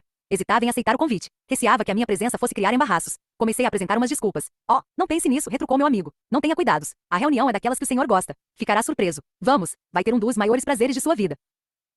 Acabei cedendo. Acompanhei o meu alegre e interessante amigo. A sua disposição de espírito não deixava de ser contaminadora. Do ruído que vinha de suas janelas abertas, não era de se duvidar que estava havendo ali uma festa e tanto, e perguntei a mim mesmo o que me estaria sendo reservado. Meu anfitrião, com um brado, arrastou-me para a sala, onde me apresentou a um grande grupo de pessoas alegres e exuberantes. Os cumprimentos pareciam não ter fim. O ambiente estava realmente alegre. Olhei em volta para ver se havia algum bar. Não havia. Estavam servindo apenas café, suco de frutas, ginger ale, sanduíches e sorvetes, e tudo isso em abundância. Essas pessoas naturalmente estiveram em algum outro lugar antes de terem vindo para cá. Observei ao meu amigo. Em algum outro lugar? Repetiu ele chocado. Pelo que vejo, o senhor não compreende. Essas pessoas estão de fato alegres, mas não é essa espécie de alegria que o senhor está pensando. Estou surpreendido com o senhor. Não ter. Sabe por que se mostram assim tão alegres? É por se terem transformado espiritualmente. Conseguiram realizar uma grande coisa. Libertaram-se de si mesmos. Encontraram Deus como a realidade viva, vital e misericordiosa. Sim, continuou meu anfitrião, estão de fato alegres, mas não é dessa alegria provocada pela bebida. Ela vem do fundo de seus corações. Foi então que percebi o que ele quis dizer. Não era uma reunião de pessoas macambusas e broncas. Eram as principais figuras daquela cidade, negociantes, advogados, médicos, professores, pessoas da sociedade e uma porção de pessoas mais simples, e falavam em Deus, fazendo da maneira mais natural deste mundo. Contavam a uns e outros a mudança que se havia operado em suas vidas graças à aquisição de uma grande força espiritual. Aqueles que têm a ideia simplória de que se não pode rir e divertir-se quando se é religioso deviam ter estado numa reunião como essa que presenciei. Deixei-a com o versículo da Bíblia a pairar em meu espírito. Nele estava a vida, e a vida era a luz que iluminava os homens. João, 1h04. Foi essa L. Brilhar nos rostos daquelas criaturas felizes. Uma luz interior transparecia em seus semblantes e provinha de algo espiritual e efervescente que tinham absorvido em si mesmas. A vida significa vitalidade e todas aquelas pessoas evidentemente estavam recebendo sua vitalidade de Deus. Tinham encontrado a força que cria a felicidade. Esse não é um incidente isolado. Ouso asseverar que em sua própria comunidade, se você olhar em torno de si, encontrará muitas pessoas semelhantes às que descrevi acima. Se não as encontrar em sua própria cidade, procure então adquirir esse mesmo espírito, o que poderá fazer lendo este livro e adestrando-se nos simples princípios nele expostos. Ao lê-lo, acredite no que ele diz porque é a verdade. Comece depois a pôr em prática as sugestões que ele contém. Você também haverá de ter a experiência espiritual que produz essa qualidade de felicidade. Sei que isso se dará porque muitas das pessoas a quem me referi e a quem ainda me referirei em capítulos posteriores adquiriram sua nova vitalidade dessa mesma maneira. Transformando-se assim no seu íntimo, começará a criar em si mesmo, não a infelicidade, porém uma felicidade de tal qualidade e caráter que você se sentirá maravilhado se estiver vivendo neste mesmo mundo. De fato, não será o mesmo mundo porque você não será o mesmo, e o que você for é que determinará o mundo em que viverá. Assim, com a sua transformação, o mundo também se transformará. Se são os nossos pensamentos que determinam a felicidade, torna-se então necessário evitar os pensamentos que ocasionam depressão e desânimo. Pode fazer-se isso primeiro, por simples determinação da vontade. Segundo, utilizando-se das normas fáceis que sugeria um homem de negócios. Encontrei-o num almoço. Nunca vi criatura mais depressiva. Sua conversa ter-me-ia causado também depressão e pessimismo. Ouvindo falar, tinha-se a impressão de que o mundo ia acabar. Evidentemente o homem estava cansado. O acúmulo de problemas tinha-lhe dominado o espírito, e ele procurava libertar-se de um mundo que era demasiado pesado para si. Seu principal tormento originava-se de seus pensamentos depressivos. Precisava de uma infusão de luz e fé. Foi então que ousei fazer-lhe uma recomendação, dizendo-lhe: se quiser sentir-se bem e deixar de ser desditoso, poderei dar-lhe algo que lhe dará nova vida. Que poderá o senhor fazer? Escarneceu ele. Por acaso, o senhor é um fazedor de milagres? Não, não sou um fazedor de milagres, mas poderei pô-lo em contato com alguém que pode fazer milagres que arrancará de si essa infelicidade, dando-lhe nova feição à vida. Estou falando sério, concluí, ao separar-nos. Ao que parece, aquilo lhe despertou a curiosidade, pois me procurou uns dias depois. Dei um pequeno livro meu, denominado Foto e Condicioneiros asterisco. Contém 40 pensamentos para a conquista da saúde e da felicidade. Como se pode carregá-lo no bolso? Sugere aquele senhor que o tivesse sempre consigo para consulta. Durante 40 dias, decorasse um pensamento por dia, de modo a tê-los todos no subconsciente. Recomendei-lhe que considerasse Aquiles pensamentos sadios como portadores de uma serena e salutar influência para o seu espírito. Assegurei-lhe que se seguisse à risca esse plano, os pensamentos ali contidos eliminariam todas as ideias doentias que estavam minando sua alegria, energia e capacidade criadora. A princípio ele achou a ideia um pouco estranha. Teve suas dúvidas, mas vou seguindo as instruções. Cerca de 3 semanas depois, chamou-me pelo telefone e, cheio de entusiasmo, declarou que o plano surtia efeito. Achava-o maravilhoso. Tinha se libertado de seu estado depressivo, o que lhe parecia até inacreditável. Realmente, libertou-se de seu estado depressivo, e agora um homem verdadeiramente feliz. Essa condição agradável resultou do fato de ele ter se tornado hábil em criar a sua própria felicidade. Tempos depois comentou que a primeira barreira que teve de enfrentar foi a causada pelo seu espírito depressivo, e as modificações que impunha a si mesmo. Sabia que a causa de seu mal jazia nos pensamentos doentios que alimentava, e mesmo assim, não se esforçava para desejar uma mudança em seu temperamento. Mas quando começou a absorver os pensamentos sadios em seu espírito, conforme recomendei, passou a desejar uma nova vida. Percebeu depois esse fato extraordinário. Ele poderia ter uma nova vida. E o que foi? Mais extraordinário ainda, estava conseguindo realizar esse objetivo. O resultado foi que passadas umas 3 semanas, em que procurou melhorar seu estado de alma, surgiu-lhe a felicidade. Em toda parte, neste país, vamos encontrar grupos de pessoas que encontraram o caminho da felicidade. Se pudermos ter um grupo, que seja apenas um em cada cidade, vila e aldeia, poderemos transformar a vida deste país dentro de pouco tempo. E a que espécie de grupo nos referimos? Vamos explicar. Eu estava fazendo uma palestra numa cidade do oeste. Quando voltei para o hotel, já era muito tarde. Precisava dormir um pouco, pois tinha que me levantar às 5:30 da manhã do dia seguinte para tomar um avião. Preparava-me para deitar quando tocou o telefone. Era a voz de uma senhora. Somos 50 pessoas aqui em casa. Estamos esperando pelo senhor. Expliquei que não podia ir devido a ter que partir cedo no dia seguinte. E dizer que 2 amigos já saíram para ir buscá-lo. Mas o fato é que vemos orando pelo senhor e desejávamos que viesse e orasse conosco antes de deixar a cidade. Foi. Tive prazer nisso, embora tivesse dormido pouco naquela noite. Os homens que me tinham ido buscar eram 2 alcoólatras que se tinham currado pela força da fé. Eram 2 das mais felizes e mais amáveis criaturas que se podia imaginar. Havia realmente muitas pessoas na casa. Viam-se homens e mulheres sentados em todos os lugares, na escada, nas mesas e no assoalho. Um homem se empoleirara até mesmo no piano. E que estavam fazendo? Tinham se reunido para fazer uma oração em conjunto. Contaram-me que havia 60 grupos semelhantes que faziam orações em conjunto naquela cidade em tempos sucessivos. Era a primeira vez que eu ia a uma dessas reuniões. Era um grupo de pessoas verdadeiramente felizes. Fiquei deveras comovido. O espírito que reinava na sala parecia ser imbuído de uma força animadora. Todos cantaram, e seus cânticos me produziram inefável doçura. E riu-se também, mas eram risos sadios, risos de quem se sentia alegre, satisfeito e feliz. A horas tantas, uma mulher levantou-se. Vi que ela trazia um aparelho em ambas as pernas. Disseram-me que nunca eu iria poder andar novamente. Disse: "Quer ver-me andar?" E ela se pôs a andar de um lado para outro na sala. "Quem a fez andar?" Indaguei. "Jesus", respondeu ela com simplicidade. Outra jovem disse depois: "Viu alguma vez uma vítima de narcóticos? Eu tinha esse vício, mas fiquei currada." Ela estava sentada, uma encantadora moça, modesta e bem interessante. Declarou também que havia sido Jesus que a tinha curado. Um casal que se tinha separado e se reconciliara depois, confessou que vivia agora mais feliz do que nunca. Respondendo a uma pergunta que lhe fiz, disseram que havia sido Jesus que os fizera reconciliar-se. Um homem declarou que tinha sido vítima do álcool, e com isso levará a família à miséria. Tornará-se um verdadeiro farrapo humano. Mas agora, ali em minha frente, não parecia que tivesse tido aquele passado. Era uma figura forte, sadia. Ia perguntar-lhe quem o salvara. Ele antecipou-se à minha pergunta, dizendo que havia sido Jesus. Eles romperam depois em outro cântico. Alguém apagou algumas luzes e a sala ficou em meia obscuridade. Fizemos um grande círculo, todos de mãos dadas. Tive a impressão de que segurava um fio elétrico. Uma força estranha fluía em volta. Sem dúvida alguma, naquele grupo, era eu a pessoa menos espiritualmente desenvolvida. Sabia que naquele momento, Jesus se achava presente naquela casa e que toda aquela gente o tinha encontrado. Haviam sido tocados pela sua força. Ele lhes tinha dado nova vida e a vida ali saía estuante, irreprimível. É esse o segredo. Tudo mais é secundário. Adquira essa experiência e terá conquistado uma verdadeira felicidade. Uma felicidade pura, a melhor que o mundo oferece. Não deixe de adquiri-la, seja qual for a sua atividade na vida. Asterisco. Foto Conditioners, publicado por Sermon Publications, Inc., Joyride Collegiate, Chart, US 29 TH Street, New York, New York. 6. Acabe com a exaltação e a agitação. Muitas pessoas tornam a vida difícil para si mesmas sem necessidade, desperdiçando forças e energias ao exaltar-se ou agitar-se por uma coisa ou outra. Se você é uma dessas pessoas, lembre-se do papel que representa quando está exaltado ou agitado. A palavra exaltação significa superexcitação dos sentidos, excitação nas funções orgânicas ou nos sentidos e estado de pessoa irritada. A palavra agitação, por sua vez, significa perturbação e é bem descritiva. Faz-nos lembrar uma criança doente à noite, choramingando petulante e intermitentemente. Encerra uma qualidade irritante, aborrecida e penetrante. É um termo infantil, porém descreve a reação emotiva de muitos adultos. A Bíblia aconselha-nos a não nos exaltarmos. Salmo 37, 1.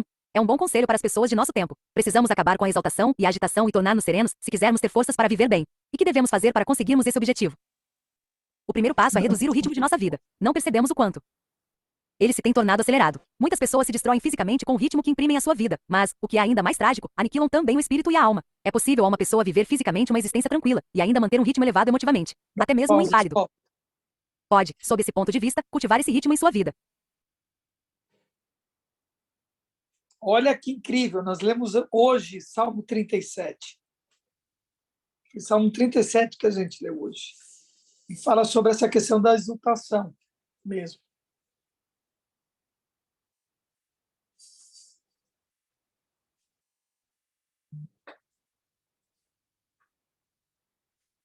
O mais incrível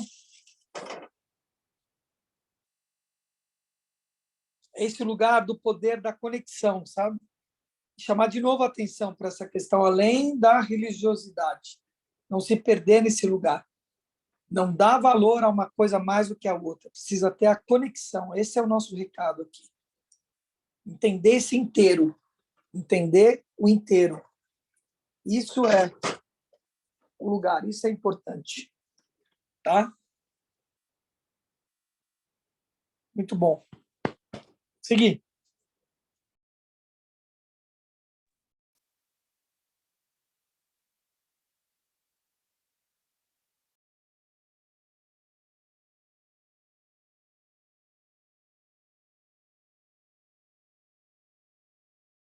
Em sua vida, o caráter de nos SOS pensamentos é que determina ou não a exaltação e a agitação.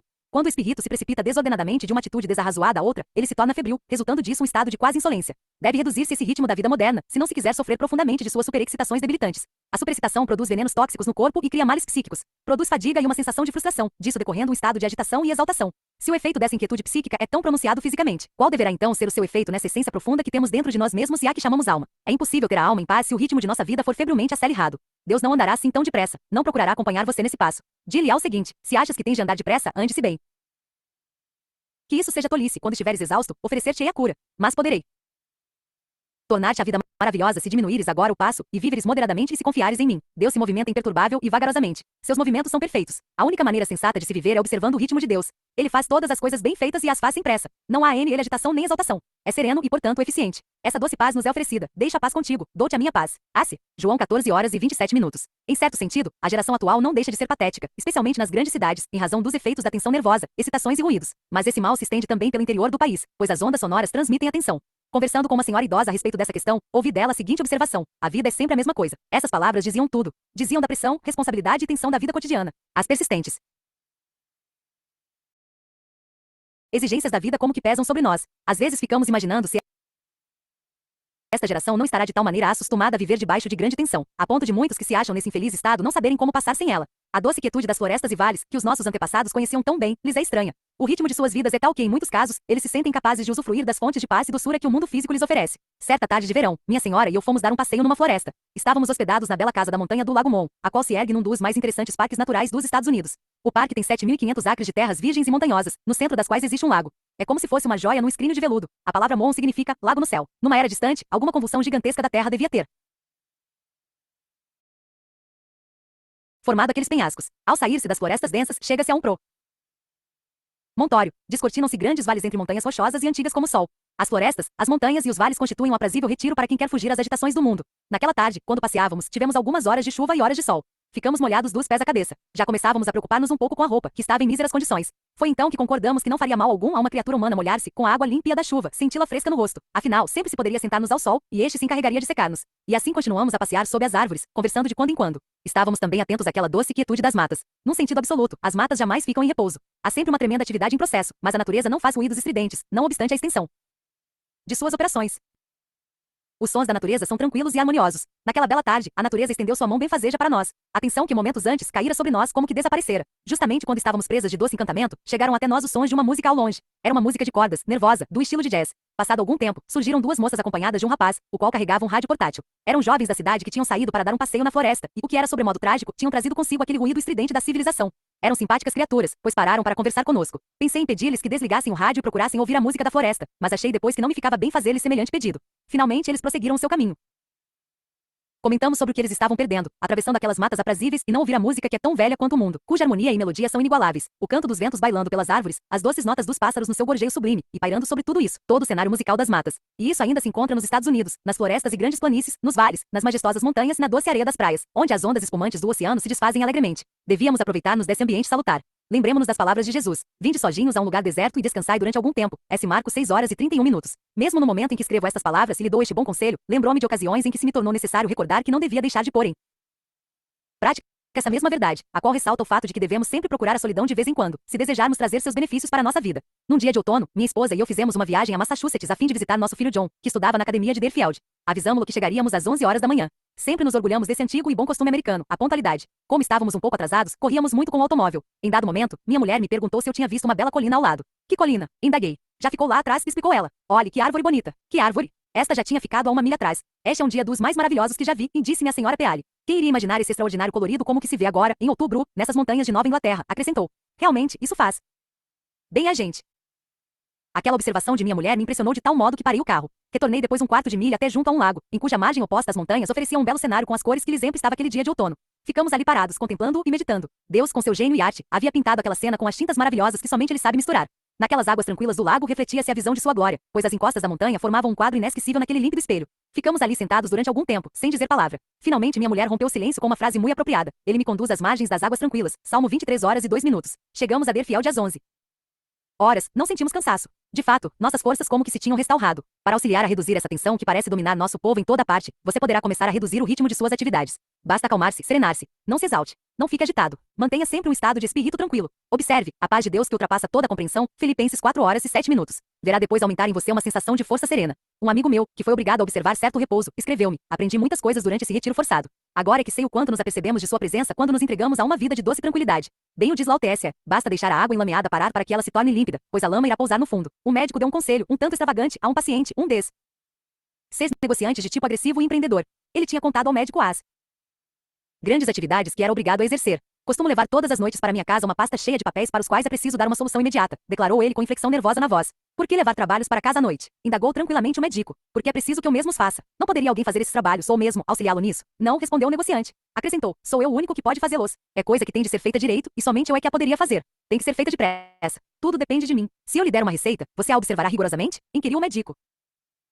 Acredite se quiser, foi esta a receita. O paciente deveria tirar 2 horas de folga em seus dias de trabalho e dar um longo passeio. Tiraria também meio dia de folga por semana e passaria esse período no cemitério. Por que teria eu que passar meio dia no cemitério? Perguntou surpreso o paciente. Porque desejo que o senhor contemple todos os túmulos dos homens que ali estão permanentemente, explicou o médico. Quero que medite no fato de que muitos deles ali jazem porque tinham o seu mesmo modo de pensar. Queriam carregar o mundo nas costas. Medite neste fato solene. Quando o senhor ali ficar para todo sempre, o mundo nem por isso deixará de continuar a sua marcha. Por mais importante que o senhor seja, outras pessoas irão poder desempenhar o trabalho que agora está desempenhando. Sugiro que se sente junto a um daqueles túmulos e repita essa frase: o milênio que vós presenciais é apenas um dia que se esvai e como uma vigília à noite. Salmo 90, 4.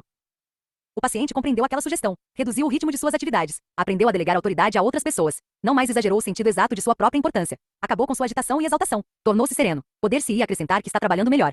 Está desenvolvendo uma organização mais eficiente e admite que o seu negócio se acha em melhores condições. Um preeminente fabricante se via constantemente presa de tensão.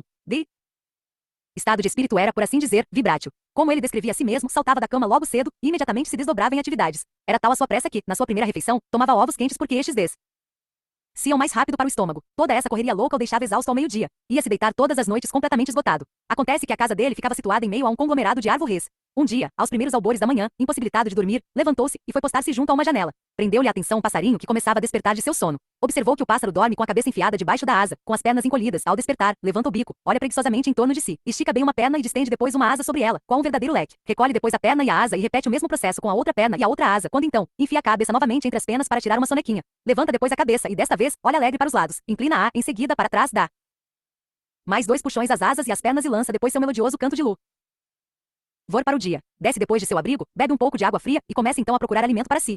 O meu vibrátil amigo disse então com seus botões: se é essa maneira que os pássaros se levantam, assim tão preguiçosamente, por que não haveria de ser um bom método para eu começar também o dia desse modo? Acabou agindo daquela mesma maneira. Chegava até a cantar. Notou que o canto exercia realmente um efeito benéfico no seu organismo. Não sei cantar, mas é coisa que agora pratico sentado muito tranquilamente numa cadeira, observou o fabricante sorrindo. Na maioria das vezes canto hinos e algumas canções alegres. Imaginei-me cantando, mas é o que realmente faço. Minha mulher pensou que eu tinha perdido o juízo. A única vantagem que levo sobre o pássaro é que faço minhas orações também. Depois, à maneira dele, trato logo de comer uma boa refeição, bacon e ovos. E não tenho pressa para comer. Depois disso sinto uma boa disposição para ir trabalhar. Seguramente começo o dia sem tensão alguma, o que me auxilia a exercer atividades muito tranquilamente, sem agitações. Contou-me um antigo membro de uma universidade que se sagrara campeão nas regatas, que o seu instrutor era muito hábil e costumava recomendar aos tripulantes do barco que remassem lentamente se quisessem ganhar uma corrida. Dizia que as remadas rápidas tendiam a quebrar o ritmo, o qual muito dificilmente se poderia recuperar. Entre mentes, outros barcos com isso passariam à frente da tripulação assim desorganizada. É realmente um bom conselho este que ele lhes dava. Para se ir depressa, basta remar devagar. A fim de remar ou trabalhar devagar e manter o ritmo constante que conduz à vitória. A vítima da pressa faria melhor se absorvesse no espírito essa paz coordenadora que vem de Deus. Poder-se-ia acrescentar. Devia absorvê-la também nos nervos e nos músculos. Já considerou alguma vez a importância de ter a paz de Deus em seus músculos e em suas juntas? Estas talvez não lhe doerão tanto se você tiver nelas a paz do Todo-Poderoso. Seus músculos atuarão melhor se a paz de Deus que os criou lhes governar a ação. Diga todos os dias a seus músculos e juntas: não se exaltem. Salmo 37, 1. Descanse num sofá ou numa cama. Pense na importância de cada músculo e de cada junta, desde a cabeça aos pés, e diga a cada um: a paz de Deus desce sobre cada um de vocês. Tenha sempre a impressão de que essa paz lhe domina todo o corpo. Com o tempo seus músculos e juntas ficarão dominados. Acalme-se, pois aquilo que você desejar estará ao seu alcance se trabalhar para consegui-lo sem recorrer à pressa e a esforços excessivos. Se atuando sob a orientação de Deus e de acordo com o seu ritmo suave e calmo, não conseguir o que deseja, é porque não lhe estava fadado a atingir esse objetivo. Tinha que acontecer. Por isso, trate de desenvolver o ritmo normal, natural e como Deus ordenou. Pratique e preserve uma tranquilidade mental. Aprenda a arte de prescindir das excitações nervosas. Para fazê-lo, basta deter-se alguns momentos e afirmar com fé: desisto agora de qualquer excitação nervosa, e ela está desaparecendo completamente. Sinto-me perfeitamente tranquilo. Não se agite nem se exalte. Cultive sempre a tranquilidade. Para atingir esse eficiente estado na vida, recomendo que cultive sempre pensamentos bons e serenos. Todos os dias executamos uma série de atos para cuidar de nosso corpo. Banhamos-nos, escovamos os dentes e fazemos ginástica. Devemos também dispensar certo tempo e esforços para manter o espírito sadio. Um processo para atendermos a isso é nos sentarmos tranquilamente em algum lugar e pensarmos em coisas agradáveis. Por exemplo, pensarmos numa grande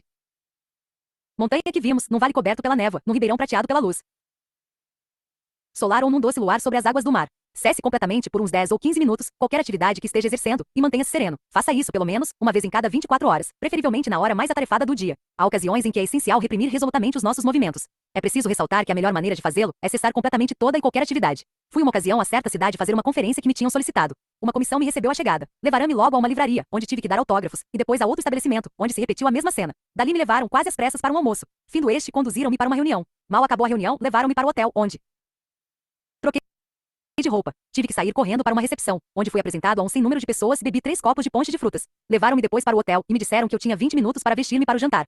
Quando estava me vestindo, o telefone tocou. Fui atender. Alguém pedia que me apressasse, pois era preciso que fossemos depressa para o tal jantar.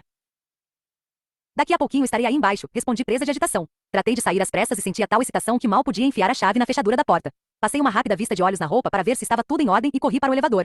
De repente parei. Estava sem fôlego. Perguntei então a mim mesmo, por que tudo isso? Que significa toda essa pressa? Que coisa ridícula. Tratei de ser independente e disse com os meus botões, pouco me interessa esse jantar. Pouco se me dá se faço ou não essa conferência. Não sou obrigado a ir ao jantar e tampouco a fazer a conferência. E assim, deliberada e vagarosamente, voltei para o meu quarto. Não tive pressa em abrir a porta. Telefonei para o homem que me esperava embaixo e lhe disse que, se quisesse ir jantar, que fosse. Poderia reservar um lugar para mim se eu desejasse, pois ia demorar-me mais um pouco. Não queria mais saber daquelas correrias.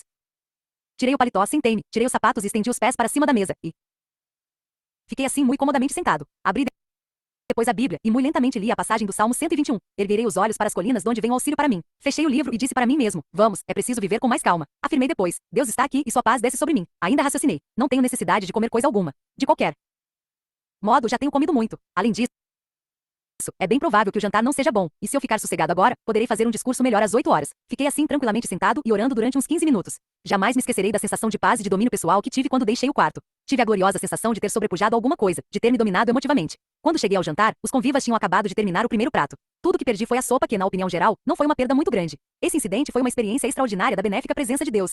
Tive-a parando simplesmente, lendo tranquilamente a Bíblia, orando sinceramente e fazendo passar pelo meu espírito alguns pensamentos serenos durante certo momento. Os médicos geralmente acham que se poderia evitar ou vencer muitos males físicos se professasse a filosofia e metodologia de não se ceder a qualquer agitação ou exaltação. Um ilustre cidadão de Nova York contou-me que seu médico lhe sugerira que viesse à nossa clínica, na igreja, porque, disse-lhe, precisava desenvolver uma calma filosófica em seu modo de vida. Os recursos de suas forças estão esgotados. Meu médico falou que estou excedendo-me completamente. Disse que estou sob forte tensão nervosa, muito agitado. O médico declarou, concluiu o cidadão, que só me poderei curar se desenvolver o que ele chama de filosofia calma no modo de se viver. Ele se levantou e andou de um lado para outro na sala. Perguntou depois, mas como é que poderei fazer isso? É muito fácil falar, mas é difícil de se pôr em execução. O excitado cavalheiro passou a dizer depois que o médico lhe tinha dado certas sugestões para o desenvolvimento da calma filosofia no modo de se viver. Eram realmente muito sábias. Mas, explicou ele, sugeriu-me que procurasse os senhores aqui na igreja, pois acha que, se eu aprender a observar a fé religiosa numa maneira prática, conseguirei a paz para o meu espírito e a diminuição de minha pressão sanguínea. Com isso, disse-me ele, haverei de sentir-me melhor fisicamente. Conquanto compreenda que a receita do médico seja sensata, pergunto, como poderá um homem de 50 anos de idade, de uma natureza tão vibrátil quanto a minha, modificar repentinamente os hábitos de toda uma existência e desenvolver essa filosofia? Parecia de fato um problema, pois ele era um feixe de nervos irritadiços e explosivos. Andava de um lado para outro, batia na mesa e falava estridentemente. Dava a impressão de um homem completamente perturbado e mistificado. Obviamente, demonstrava sua pior feição. Contudo, estava revelando claramente o que lhe passava no íntimo e isso nos dava uma oportunidade para auxiliá-lo, através de uma melhor compreensão. Ouvindo o que dizia e observando sua atitude, mais uma vez compreendi porque Jesus Cristo retém extraordinário domínio sobre os homens. É que ele tem a resposta para tais problemas. Provei o fato, mudando subitamente o rumo da conversa. Sem qualquer preâmbulo, comecei a recitar textos da Bíblia, tais como, vinde a mim, todos vós que trabalhais e tendes cargas pesadas, que eu vos darei o descanso. Mateus 11 horas e 28 minutos. A paz deixarei convosco, dar-vos-ei a minha paz, não como o mundo a dá, mas como eu vou-la dou. Não deixeis que o coração se perturbe nem que sinta temor. S. João 14 horas e 27 minutos. Conservareis em perfeita paz aquele que tiver o pensamento voltado para vós. Isaías 26, 3. Recitei aquelas palavras lenta, deliberada e pensativamente. Nesse ínterim, observei que o visitante se acalmou. Ficou tranquilo. Ficamos depois em silêncio. Parecia que já haviam decorrido muitos minutos. Talvez não fosse tanto. Finalmente ele soltou um profundo suspiro. Coisa interessante, murmurou ele, sinto-me muito melhor. Não é esquisito? Creio que foram essas palavras todas que o Senhor disse. Não foram apenas as palavras, embora elas exerçam extraordinário efeito sobre o espírito, expliquei. É que aconteceu algo mais profundo. Ele tocou, há pouco, no Senhor, o médico do toque benfazejo. Ele estava presente nesta sala. O visitante não demonstrou qualquer surpresa com aquela asserção. Ao contrário, concordou imediatamente com ela. Via-se-lhe estampada no rosto aquela convicção. O Senhor tem razão. Realmente ele estava aqui. Senti a sua. Compreendo o que o Senhor quer dizer. Agora compreendo. Jesus Cristo ajudar-me-á a desenvolver essa calma filosófica necessária à vida. Aquele homem encontrou o que milhares de outros estão agora descobrindo. A simples fé e a observância dos princípios e normas da religião trazem a paz e a serenidade. Trazem, por conseguinte, novas forças para o corpo e o espírito. É o perfeito antídoto para a agitação e a exaltação. Auxilia a pessoa a adquirir a serenidade e a conseguir, assim, novas energias. Naturalmente, era necessário ensinar àquele homem novas normas de pensamento e de ação. Foi o que em parte se fez, sugerindo-lhe trabalhos escritos por peritos no campo da cultura do espírito. Por exemplo, demos-lhe lições de como devia frequentar a igreja. Demonstramos-lhe como fazer do culto, na igreja, um remédio terapêutico. Ensinamos-lhe a empregar cientificamente as orações e a observar certo descanso. Como resultado dessa prática, ele acabou sendo um homem sadio. Qualquer pessoa disposta a seguir esse programa e que observe sinceramente esses princípios, todos os dias acredito que desenvolverá dentro de si a paz e a energia de que necessita. Muitas dessas normas se acham expostas neste livro. A prática diária dessas normas benéficas é de grande importância para conseguir-se o domínio sobre as emoções. Não se poderá adquiri-lo de maneira fácil ou por um passe de mágica. Não se pode desenvolvê-lo apenas com a leitura de livros, se bem que isso muitas vezes seja de auxílio. O único método certo é cultivá-lo regular, persistente cientificamente e desenvolver, ao mesmo tempo, uma fé criadora. Sugiro que se comece com um processo primário, como o de se adestrar na arte de ficar fisicamente quieto. Não ande de um lado para outro, não torça as mãos, não esmurre a mesa, não grite, não discuta e não se impaciente. Não se deixe levar pela exaltação. Nela, os movimentos físicos se tornam acentuados. Comece, pois, pelo processo mais simples. Cesse os movimentos físicos. Mantenha-se tranquilo, sente-se e repouse. É claro que se deve dominar a voz. No desenvolver-se esse domínio sobre si mesmo, é preciso pensar calmamente, pois o corpo responde de modo sensível ao tipo de pensamentos que lhe passar pelo espírito. É também verdade que se pode manter sereno o espírito, fazendo com que o corpo permaneça tranquilo. Quer isso dizer que a atitude física pode provocar as atitudes mentais desejadas. Num discurso, relatei um incidente que ocorreu na reunião de uma comissão a que estive presente. Um senhor que me ouviu relatá-lo ficou tão impressionado que resolveu seguir à risca a técnica nela sugerida. Informou-me que a técnica em questão é muito eficiente para se debelar toda e qualquer exaltação. Achava-me na referida reunião, onde se verificou uma discussão, a qual final mente se tornou muito acesa. Os ânimos já se estavam exaltando, e alguns dos presentes pareciam já não mais poder conter-se. Houve trocas de palavras muito ríspidas. Subitamente, um dos homens se levantou, tirou o paletó, abriu o colarrinho e deitou-se no sofá. Aquilo surpreendeu a todos. Alguém perguntou se ele estava sentindo-se mal. Não, respondeu ele, sinto-me perfeitamente bem. Tinha começado a ficar nervoso, e sempre aprendi que é difícil ficar nervoso se deitar. Nós todos rimos e desfez-se a tensão reinante. O nosso extravagante amigo explicou então que tinha experimentado um pequeno ardil consigo mesmo. Era por natureza fácil de exaltar-se. Quando se via nessa situação, sentia que cerrava os punhos e a voz se lhe alterava. Estendia então os dedos e esforçava-se por não os fechar. À proporção que ia aumentando a sua tensão ou raiva, ia diminuindo o tom de voz. Falava então em tom exageradamente baixo. Não se pode seguir com uma discussão falando baixinho, disse com uma pequena risada. Esse princípio pode ser eficiente para dominar as excitações, exaltações e tensão, como, aliás, muitos descobriram pondo em prática. Um passo inicial, portanto, para conseguir a calma é disciplinar as reações físicas. Você ficará surpreso ao ver o quanto isso poderá diminuir o calor de suas emoções. Afastando esse calor, desaparece a exaltação. Ficará admirado com as energias que poupará.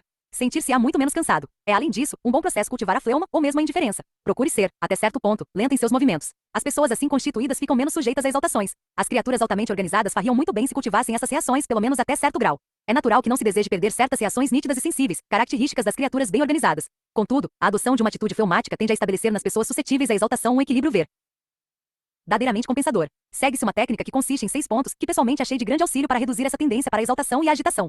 Recomendei seu uso a inúmeras pessoas, que a estão praticando e que a consideram de grande valor. 1. Sente-se numa cadeira e descanse. Fique completamente à vontade. Conceba estar em repouso todas as partes de seu corpo, desde os pés até a cabeça. Afirme esse repouso dizendo que os dedos dos pés, das mãos, os músculos, etc., se acham completamente calmos. 2. Pense em seu espírito como sendo a superfície de um lago numa tempestade, agitada pelas ondas em tumulto, e que depois se torna tranquila sem uma ruga sequer. 3. Passe 2 ou 3 minutos pensando nas mais belas e mais tranquilas paisagens que tenha contemplado, como por exemplo, uma montanha ao pôr do sol, ou um vale com a doce quietude das primeiras horas da manhã, ou uma floresta ao meio-dia, ou o luar refletindo-se em águas levemente ondulantes. Reviva na memória essas cenas. 4. Repita lenta e serenamente uma série de palavras que exprimam quietude e paz, como por exemplo, A. Tranquilidade, diga A deliberadamente e de maneira tranquila. B. Serenidade, C. Quietude. Pense em outras palavras semelhantes e repita-as. 5. Faça mentalmente uma lista das vezes em que, em sua vida, você sentiu a doce vigilância de Deus e lembre-se de como ele fez com que tudo saísse certo, quando você se achava atribulado e ansioso. Recite depois em voz alta este versículo de um antigo hino. Até então a vossa força me tem guiado e certamente continuará a guiar-me. 6. Repita as seguintes palavras, as quais têm o extraordinário poder de trazer ao espírito uma doce tranquilidade. Conservareis em perfeita paz aquele que tiver o pensamento voltado para vós. Isaías 26, 3. Repita-as várias vezes ao dia, sempre que tenha um momento disponível. Repita-as em voz alta, se possível, de modo que, ao fim do dia, as tenha repetido muitas vezes. Conceba-as como sendo substâncias ativas e vitais a penetrarem o espírito e nele espalhando-se como um bálsamo salvador. É o melhor remédio que se conhece para eliminar a tensão do espírito. À medida que essa técnica for sendo praticada, a tendência para a agitação e a exaltação irá modificando-se gradativamente, em proporção direta ao seu progresso. A força que até então vinha sendo destruída por aquele hábito infeliz far-se-á sentir na sua capacidade cada vez maior para enfrentar as responsabilidades da vida. 7. Espere sempre o melhor e consiga-o. Por que meu filho fracassa em todo negocio em que se mete? Perguntou intrigado um pai acerca do filho que tinha mais ou menos 30 anos de idade. Era realmente difícil compreender os fracassos daquele jovem, pois, ao que parecia, tinha tudo. Descendia de boa família.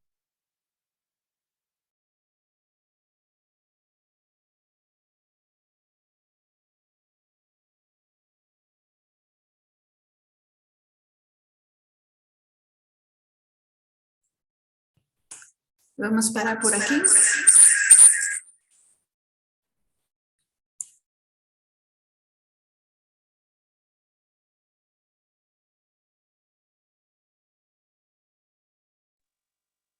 Pronto, Solange? Vai parar? Jussara, está certo. Solange, depois eu quero falar contigo.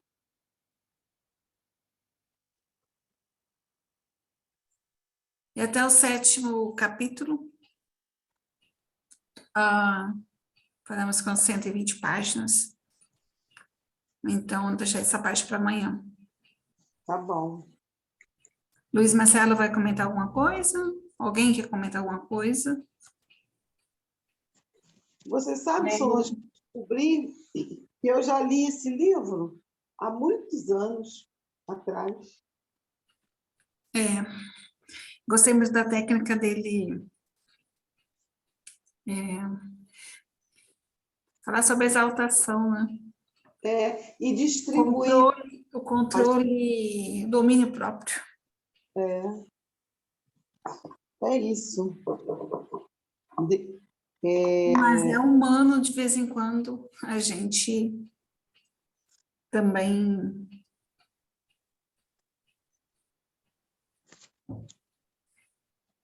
explorar esse caminho. Nem tudo se consegue, mas é procurar o domínio próprio. Né, Luiz Marcelo, Joramar, Léo? Muitas vezes você vai acumulando coisas também, né? Que você entrar tão somente nesse estado, o dia vai passando também e você acumula coisas, e aí, por fazer, aí depois você vai ter uma certa ansiedade, mas isso tudo tem controle, né? Sim. Tem que fazer uma agenda justa, e nem sempre a agenda justa ela funciona. Mas a gente tem que ter a tranquilidade, né, de que vamos conseguir, porque Jesus falou para a gente olhar para os pássaros, né? Olhar para os pássaros. Eles têm alimento e são tranquilos, né? Está tudo aí. Então, acho que acabou, né, Só? Vou tentar fazer minha educação física. Eu não tenho conseguido mais.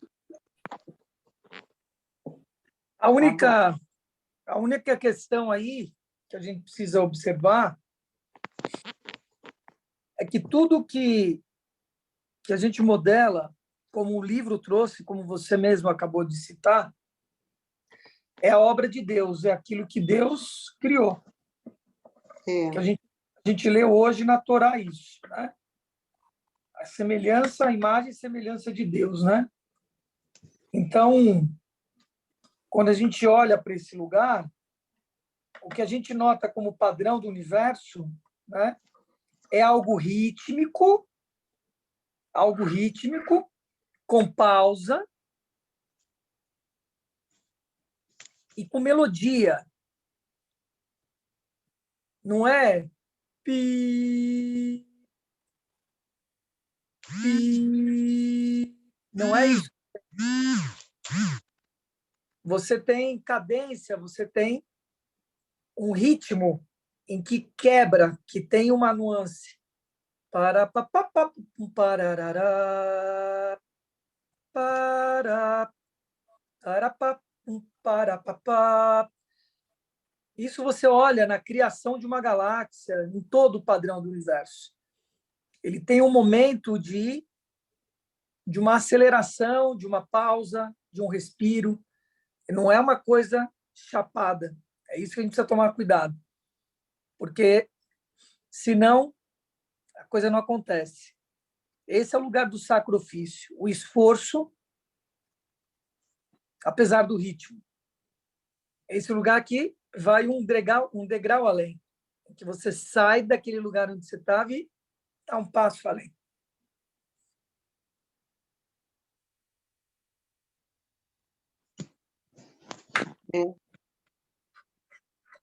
Muito bom. Bora lá. Vai fazer seu exercício. Eu também vou fazer as minhas solturas da articulação aqui. Já tomei meu café real. E vamos seguir a vida. Tem muita coisa para acontecer hoje. Hoje é um dia decisivo para várias coisas. É isso. Querido, Ei, Jussara, tá de cabelinho aí cortadinho? Prendi, prendi para eu vou fazer exercício. Tá bom. Beijo, Tá. gente. Tchau. Valeu. Obrigado. Beijo, obrigado por tudo. Léo, Ju, Gramar, tudo de bom vocês. Tchau, tchau, gente.